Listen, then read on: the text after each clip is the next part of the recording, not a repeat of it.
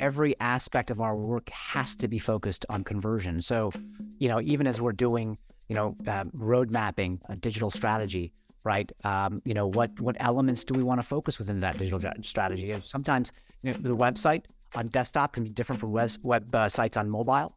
So there's a different strategy on mobile. So that's one element at the inception of a client relationship where we focus on that strategy piece. Once that strategy is formulated, right, we talk about design, we talk about the UI UX experience, architecting something that looks really magical, that looks really compelling with a view on conversion. Again, right, how do we make this, website look like it's going to generate maximum impact? Welcome to Business Ninjas, brought to you by WriteForMe, where you'll hear from business leaders who are out there growing their business and slaying it every day. Learn from the masters. Let's get started.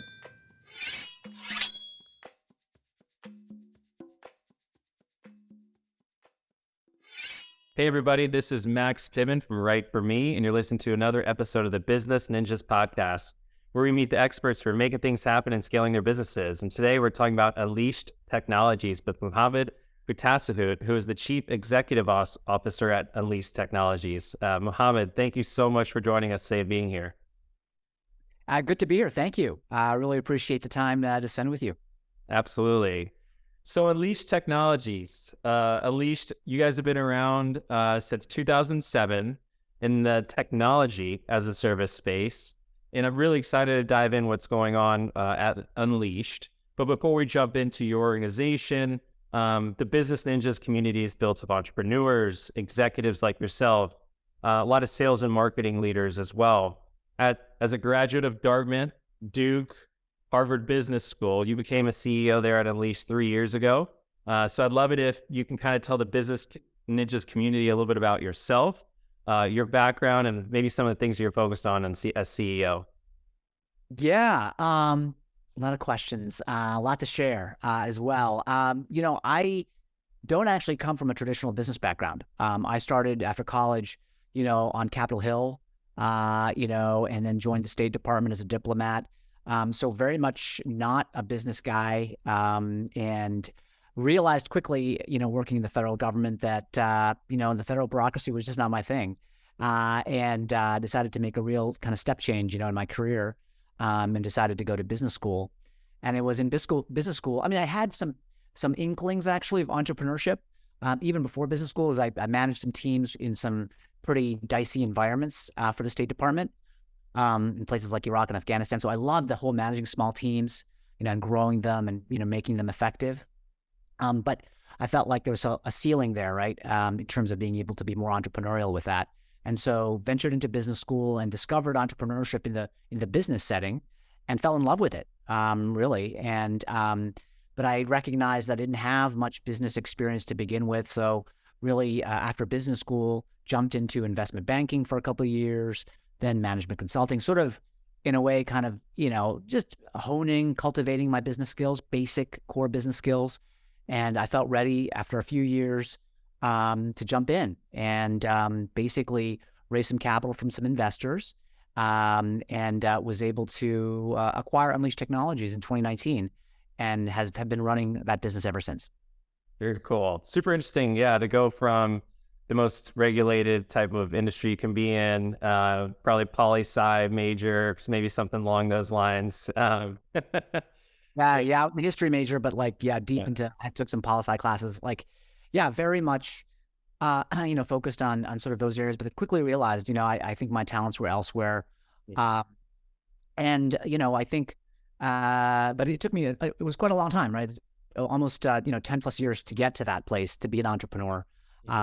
And so, but I'm glad I'm here and glad I'm speaking with you and speaking to the community of entrepreneurs.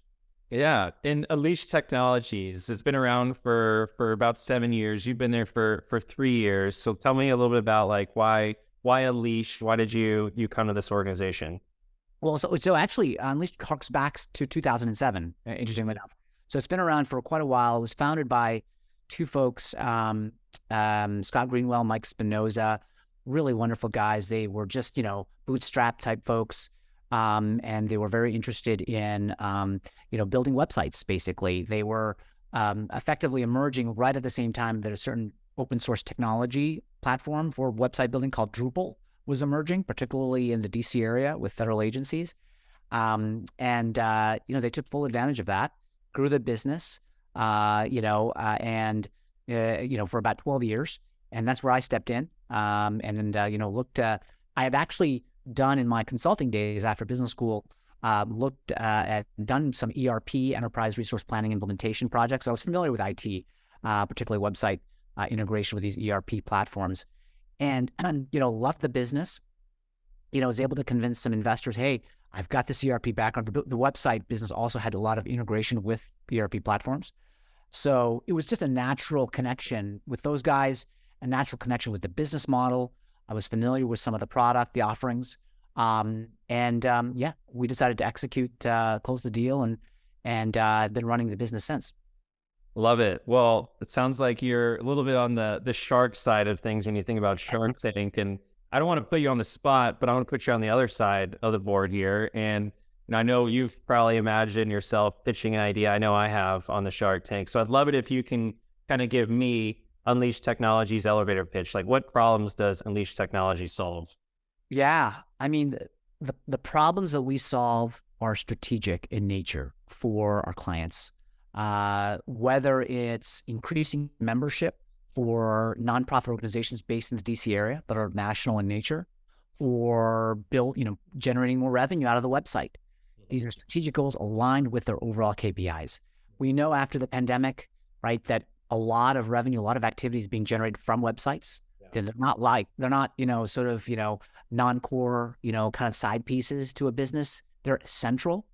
We recognize that. We provide that strategic advice. That strategic advice then transforms itself into development work that we do, design work that we do, and even some hosting work as well, where we host the websites with our cloud partners.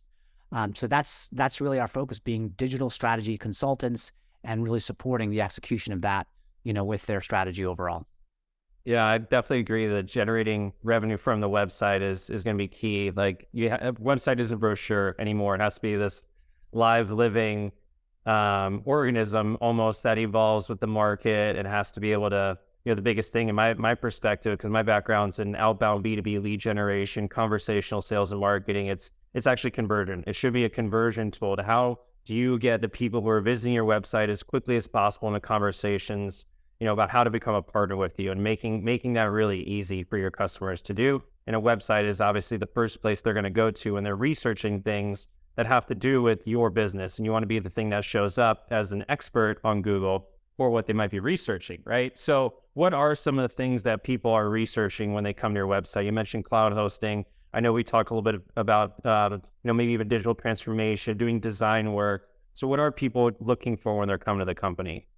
Just to echo your point about conversion, right? Every aspect of our work has to be focused on conversion. So, even as we're doing, road mapping, a digital strategy, right? What elements do we want to focus within that digital strategy? And sometimes, the website on desktop can be different from web sites on mobile. So there's a different strategy on mobile.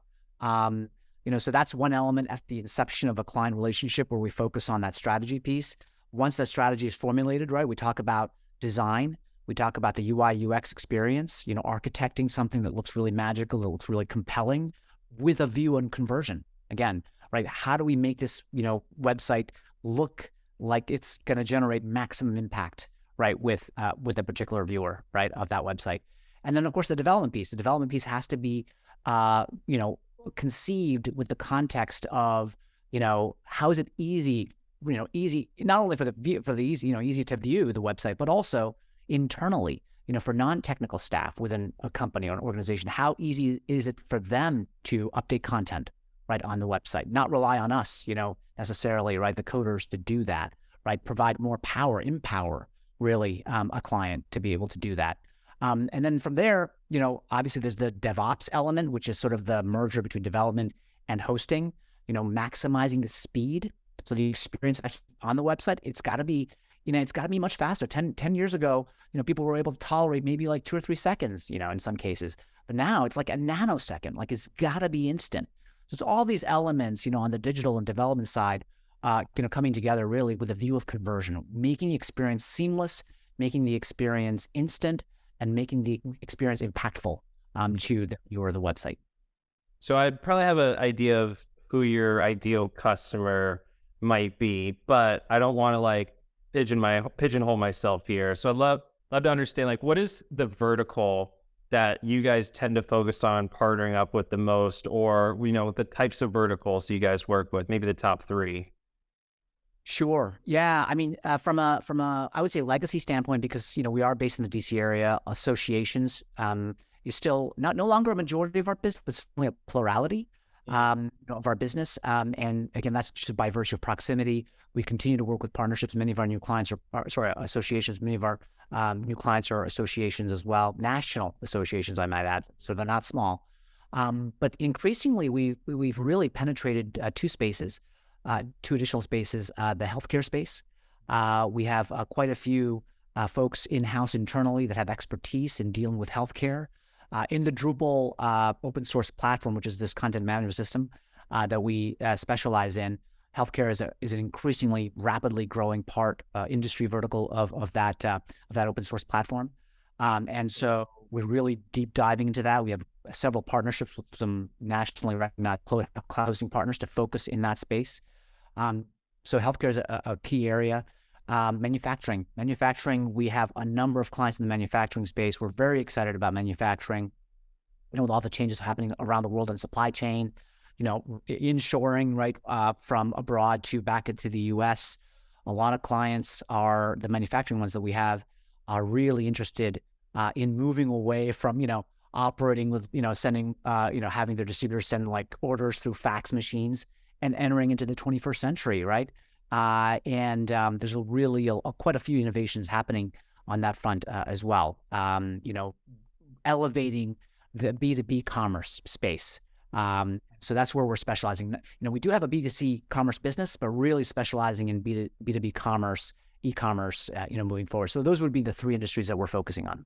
Gotcha. So sounds like nonprofits for sure, healthcare, manufacturing. Within those, do they have to have like a specific, technology that they're running like that? It sounds like you guys do a little bit of almost digital transformation. So is there like any key indicators for what makes for like a good fit within those specific industries?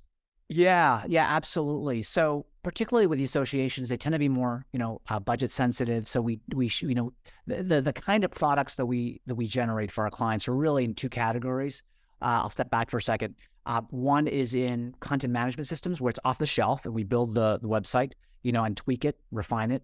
But there's also custom software, right, where we build the site entirely from scratch. That tends to apply to what I would call web applications. So not really, front facing to customers, but rather, into the guts of a business. So a client might come to us and they need something that connects, an e-commerce shop or something that connects to their factories, right? Very much inside the business itself.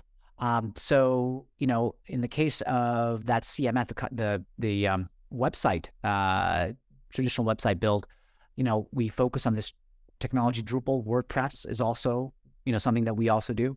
On the custom software, we focus on this technology called Symphony, where we are a partner, actually, an exclusive partner in North America to the makers, the builders of Symphony, called Sensia Labs out of Paris. So, those are sort of the areas that we specialize in. Gotcha. That's helpful to understand. So what would you think is like the secret sauce? Like, you tell me, like, why do customers, choose you over, the competition? Because there's a ton of, design shops out there. I don't want to put you guys into a design shop at all, but just as a broad strokes term, like what would you say is like, hey, like this is why customers and nonprofits, healthcare, manufacturing are going with Unleashed? What is that secret sauce that you guys provide? I assume it's going to have to be with potentially some of that strategic advice, for digital, mobile, and web, right? Like, so tell me, I guess, a little bit about that. Yeah, I mean, I think, it's strategy. I mean, we started out as a firm 15 years ago, small shop that was focused on development. So in a way, we were like order takers, coders, a vendor, right? Yeah. In that course of time, we have evolved into being a strategic partner, right? Into being a thought leader.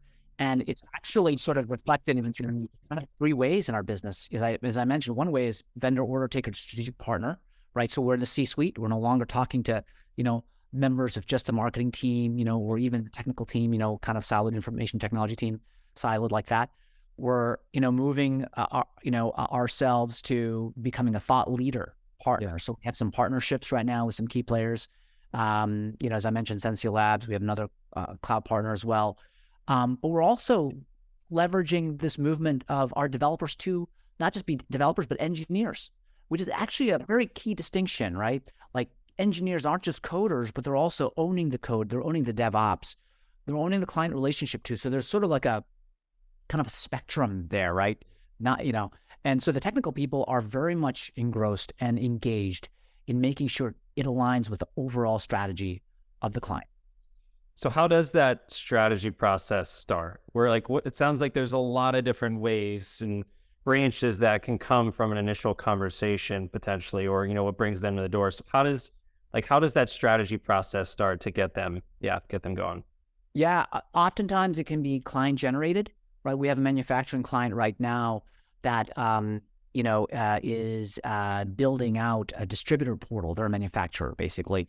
And so they're really they're asking us to basically enhance their B2B e-commerce platform. And so they're asking us to build a self-service distributor portal for their clients who are their distributors. And self-service is like a really big trend right now in the manufacturing space. And so, that's a client-generated concept. They've heard about self-service. What does that mean? And we fill in the details, right? Well, it means that you have a kind of a receipt of statement kind of site. You have a ability to change payment terms, right? Option on the distributor portal, right? So that's a mix of client inducement, but also our expertise in the space, providing that feedback and that color, right? There's also opportunities where we can do feasibility studies. So, for instance, we have another existing client. They don't know anything about e-commerce. They have a Drupal 7, which is basically an older version of Drupal, kind of website, content management site, basically. And it's like a Sears catalog, essentially, right? It's not an e-commerce site. So they've asked us to, do a feasibility study, 3 to 5 days, to kind of assess, be the sort of, we have our preferences, obviously, in terms of what kind of platform we want to build for them, but they trust us enough to give them sort of unbiased advice. So if we decide, if we find in our research and in our diligence that, our technologies are not suitable for them, we're happy to say that. So we can be that sort of trusted partner, right? And a lot of our clients, view us as that, right? In terms of how they want to move ahead in terms of their strategic roadmap, with their technologies. Mm-hmm. I heard you say distributor portal. What is that? How do people find that? Just kind of curious. Yeah, distributor portal. So a distributor portal it's a term that's heavily used in the manufacturing B2B commerce space. And it means essentially a lot of manufacturing clients, they don't have, it's not like B2C e-commerce where, basically your world's your oyster. Anybody can come and buy stuff. In the B2B commerce space, the buyer sort of universe is quite small. It's oftentimes distributors that you already have agreements with, right?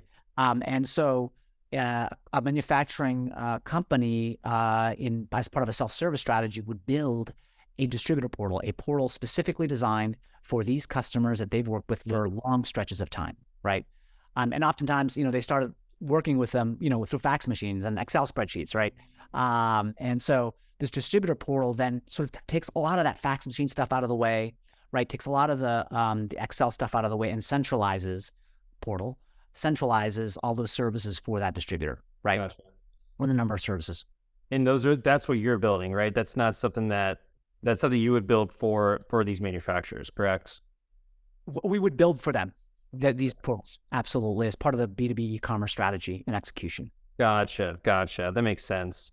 So the reason why I asked that was kind of thinking about, okay, your secret sauce sounds like your strategic partnerships are big, kind of your best in class, these, we work hand in hand with these best in class companies. I love that. You guys definitely need to have that in place. And also sounds like your approach during discovery is to be that trusted partner, like letting them know exactly what you can and can't do too, which is also really helpful. revenue is obviously a big topic that, every company needs to have discussions about and challenges to overcome. And one of the things that kind of comes to mind now is, I can go online potentially and start leveraging a tool maybe like a ChatGPT or OpenAI to like help in creating, my own website or tool or application myself.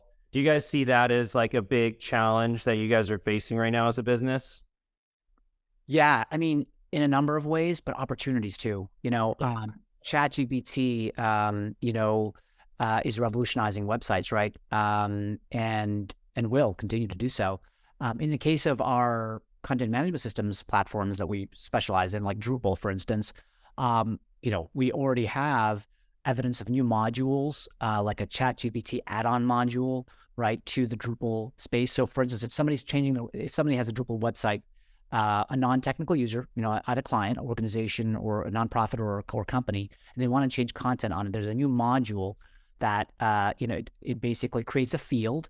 As they're managing they're editing their content, they can ask that little field, hey, build me 3 paragraphs on this topic, right, on cars in the 1950s, something like that, and it'll generate that, right? And so, then that person can transpose, copy paste those set of paragraphs, into the content, right? That literally saves them a ton of time. So now the question, of course, is, can that content be validated, right? Is that accurate content? Of course, we rely on the non-technical user to because they're presumably the expert, right? But, I think that's the next step in the ChatGPT revolution is, can we validate that content? Is that content, best in class? Does it really answer the question for, folks on the website that are looking for information? So I think that's the next step. And I suspect that algorithm will also evolve. The AI will also evolve to sort of, take that into consideration, right? Based on the viewers that, based on the folks that visit the website, as an example. So yeah, content is critical. Content is king. And I think, even beyond sort of content validation, for developers and engineers that we have, there's a lot of talk that ChatGPT will actually make their lives better and faster, like in their coding, right? A lot of the AI would be able to find best ways. Oftentimes we get into challenges, and I know this is true for any client that's dealt with an agency, right? Clients are always cost conscious, right? Which means they're billable hour conscious, because we operate like other agencies on a billable hour basis. I actually think that, ChatGPT will empower developers to be much more efficient and to then hence be able to pass on savings to their clients. So I think in that way, it's quite powerful because it'll save time. And then it'll focus, I think, the efforts of engineers on really enhancing, because there's a lot to do. Software often needs to be upgraded periodically, right? Because of security patching and security needs and whatever, and a lot of other things. And so those sort of what I would call routine upgrades will then be done automatically without a developer. So none of the engineers' time will be spent on that. It'll really be spent on focusing on how to generate revenue, how to focus, on enhancements that help a client's bottom line. As opposed to the periodic stuff, the routine stuff that engineers have to do today. So I think that's the other way that ChatGPT will help, with clients and other forms of AI, I should say. I definitely think AI can help enable experimentation for sure. Make it easy to like test different variations or formats or looking at different topics that could be addressed. AI can help with that definitely from a marketing perspective, but I can only imagine what it can do from a development perspective. And so, yeah, like give me a couple like ideas of, how technology like ChatGPT might be impacting, your industry. I know you mentioned helping make developers maybe more efficient, saving time, spending time on more higher level priority things for your customers. So what are some other ways you think this technology can impact the industry? Yeah, I think, you could almost you could almost convert, what I was saying earlier in terms of generating content paragraphs, right? For a non-technical user, right, and saving them time. I think original ideation will be transformed here because AI will have, ChatGPT or other forms will be able to sort of access large amounts of data and provide, a suite of options, right? Just ideation at the most original level, right? And I think that'll be really powerful. That'll help our strategy practice, frankly, you know, Yeah. and to think about like, and oftentimes, when search engines today can be very rudimentary, right? Like they're only responding to you to the question you're asking them, and it can be very granular. But I think AI's advantage potentially will also be the ability to step back, like think like a human, think more strategically, and that'll be helpful, I think, for our digital strategy practice immensely. In terms of the other way I would think about it is because we are branching our business into custom software. Custom software, is in our instance, in our case, is building out really complex business applications, right? Yes, there's the advantage of saving a ton of time, right, with millions of lines of code through ChatGPT, as we just discussed. But there's also ways to, a lot of what we do in business applications in the guts of a business is integration. And, can we minimize, and simplify a lot of those integrations, moving forward? I think that's the other key advantage, perhaps, with our custom software business. Can this make it much more efficient, and not just in terms of engineering, but in terms of the information architecture, for our clients? So is that how you're thinking about planning to grow the business, is on the custom software side? Yeah, yeah. I think that's one way. I think custom software. I think when one of the months in the fourth quarter was already almost a quarter of our revenue, actually. So we that's one avenue of growth for sure. I think we love the CMS space, though, the content management system space, because there's so many of our clients who rely on something that's off the shelf and that's very easy. And it also meets a lot of folks' fiscal needs as well, right? Like, with custom software, it can be quite expensive. Only a certain type of client, enterprise client, can really, invest in that kind of platform. So for us, yes, absolutely, we want to move into custom software because we also want to, address a lot of our clients who are increasingly enterprise. But we also recognize our roots as well, right? Our roots are in the association space. And they leverage a lot of content management systems like Drupal, like WordPress. So that continues to be a growth area as well. Gotcha. Yeah. What do you think is something you want to like celebrate a year from now as you plan to grow and scale potentially, the enterprise side of the custom software, and as you focus on the CMS space continuously? Like what is something that you guys are looking to celebrate as an organization a year from now? Yeah, I think it's so hard to answer that question, but I would say it's so hard to find a metric, right? In particular, like a specific metric. And I'm a metrics guy at the end of the day as well. But I think conceptually, moving from thought leaders, which is I think where we are now, thought leaders, partners, to innovators, execute, right? That's the other thing. I think I want our clients to be able to see us. I want ourselves, our own team members, to be able to see us as innovators who execute. It's one thing to sort of innovate and sort of conceptually like, oh, it's great that ChatGPT is coming along. It's fantastic. But are we producing solutions for our clients that are executable, that are executed, right? These innovations are really transformational, and we must have the capability to be able to put them into practice. And so that would be, I think, one metric, one sort of conceptual goal that I'd like to see ourselves be able to accomplish in a year's time. So how are you going to be that innovator? What is the metric there? Like, how do you measure that?